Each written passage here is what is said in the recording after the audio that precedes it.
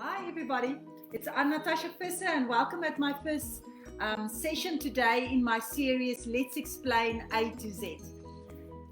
This, um, this series is specifically created for parents with tweens and teenagers when it comes to sex, dating and relationship, and I'm going to cover everything you need to know from A to Z in this series. So we're going to have short little videos every week where I'm going to cover things that you need to do or maybe need to discuss or bring up, and some challenges that you need to face with your teenagers and teens. But it's not just for those parents, because actually our conversation with our children about sex actually starts much earlier. We need to set the foundation and set the stage much earlier. But I want to focus here on the teenagers and how you're going to, when you get there, how you're going to be prepared for that. So let's jump in today with our discussion about A.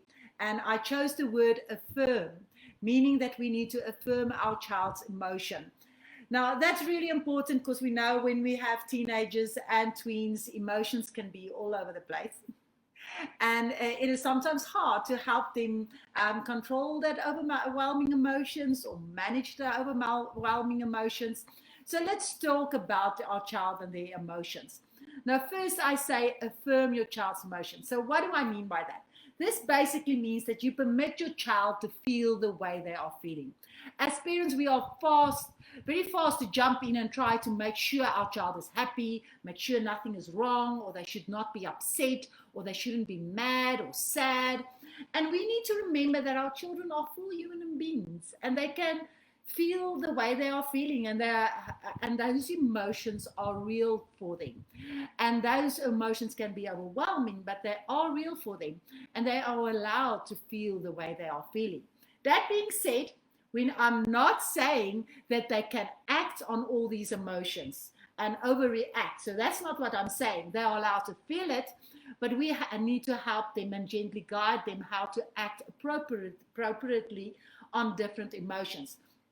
That actions and reactions and responses on these emotions we will cover in another session. But let's first focus on affirming our child's emotions. Now, I love the work of Dr. Josh McDowell, and he explains that when we affirm our child's emotions, it gives the child the sense of authenticity. Your first response to your child's overwhelming emotion should be to affirm his or her emotion. When that is properly done, you will find that your child will open up and you open up to you, and you have that opportunity to direct them in a certain direction. But if you haven't affirmed their emotions, a direction or guidance or support will be difficult. So let's start with affirming their emotions.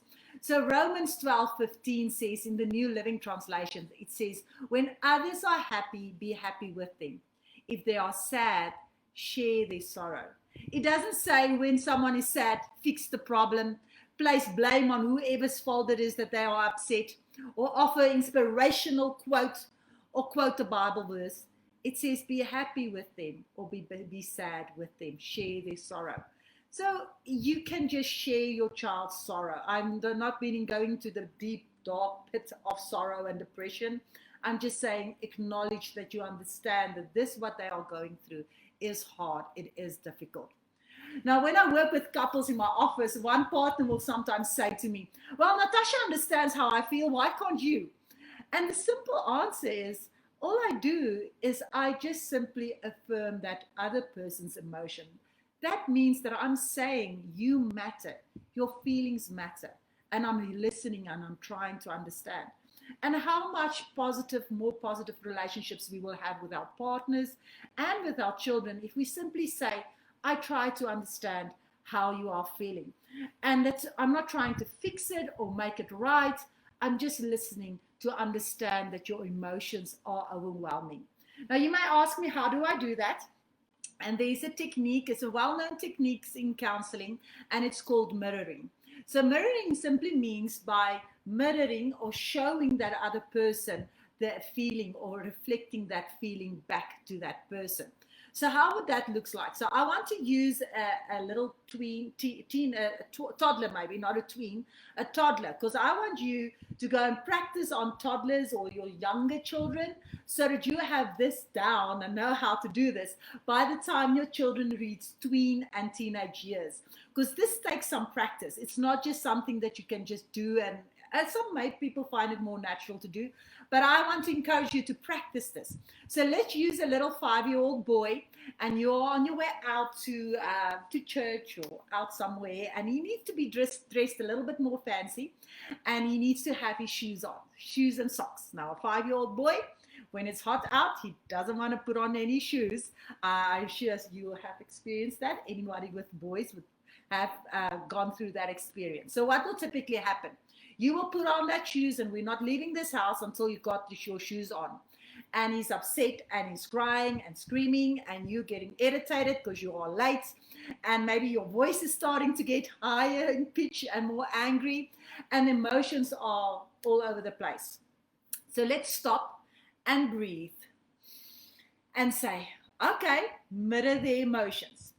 Okay, Johnny, I can see you do not like wearing shoes. Now, shoes are uncomfortable, and it makes your feet hot, and it upsets you because you can't run that fast that you want to run, and it's just in your way, and it upsets you, and it is frustrating to put on the shoes. Maybe you won't understand the word frustration, a 5-year-old.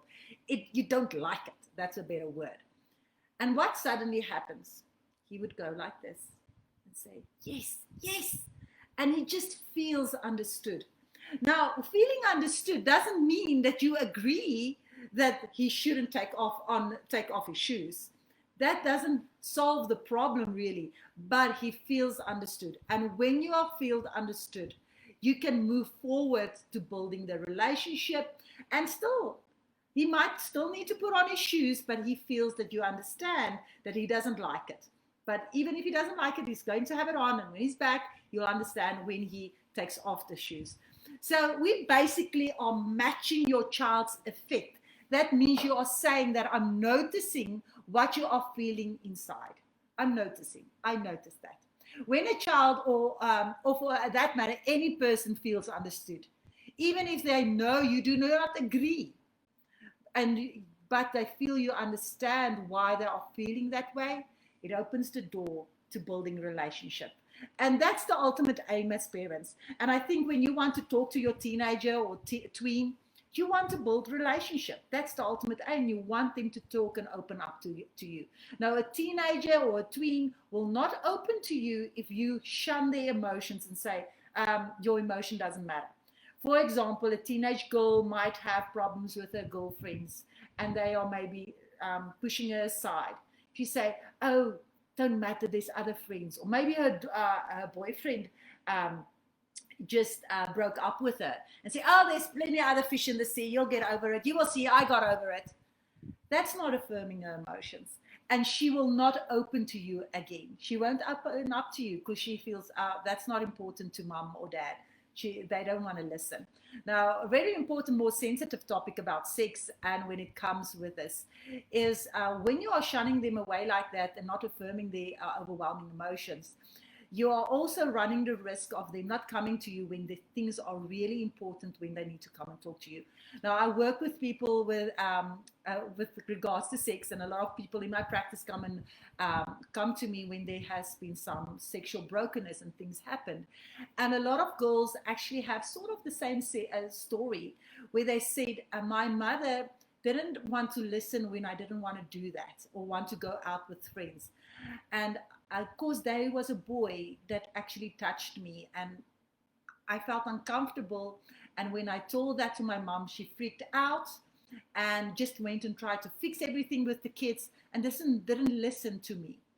And when we don't listen and listen to our child's fears, emotions, anxieties, all those sadness, everything that's happening, if we don't listen, we are running the risk that they're not coming to you when things are really important.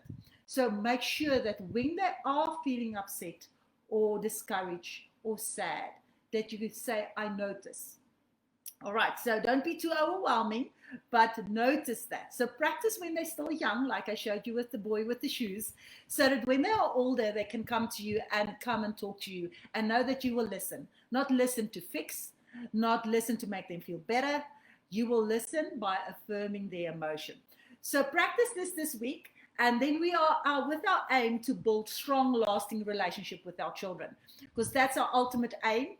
Or that's my ultimate aim, and I want strong families, and my life work are built on families that are building strong relationship with each other and have healthy relationship with their parents.